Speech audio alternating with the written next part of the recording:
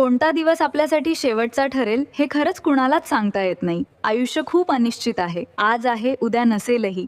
म्हणूनच प्रत्येक क्षणाचं महत्त्व ओळखणं खूप गरजेचं आहे.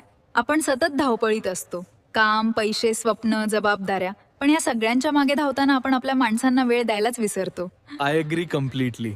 आपल्या आयुष्यातील खरी संपत्ती म्हणजे आपली माणसं. आई वडील, भाऊ बहीण, मित्र आणि आपल्या मनाजवळची ती खास व्यक्ती.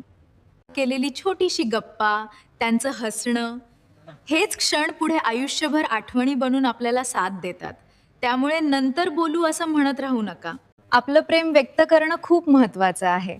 आपण अनेकदा मनातल्या भावना मनातच ठेवतो, पण खरं सांगायचं तर प्रत्येकाला. हो, हे खूप खरं आहे. मला माहीत आहे की प्रेम किती महत्त्वाचं आहे आणि तुमच्यासारखे खास लोक माझ्यासाठी खूप महत्त्वाचे आहेत.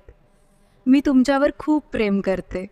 आणि हो, आयुष्यात चुकाही होतात. कधी आपण चुकतो, कधी समोरचा चुकतो.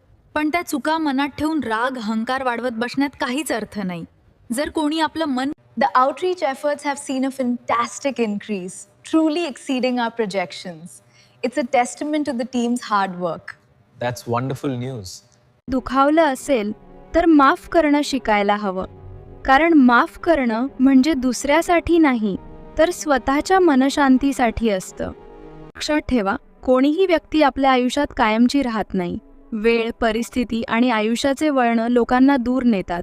म्हणून जोपर्यंत आपली माणसं आपल्या सोबत आहेत, तोपर्यंत त्यांच्यासोबत प्रत्येक क्षण जपा. त्यांना वेळ द्या, त्यांच्यावर प्रेम करा आणि जर काही मनात असेल तर लगेच बोलून मोकळं व्हा. कारण शेवटी आयुष्य संपल्यावर आपल्याकडे उरतं ते फक्त आठवणी. आणि त्या आठवणी सुंदर असणं हे आपल्या हातात असतं.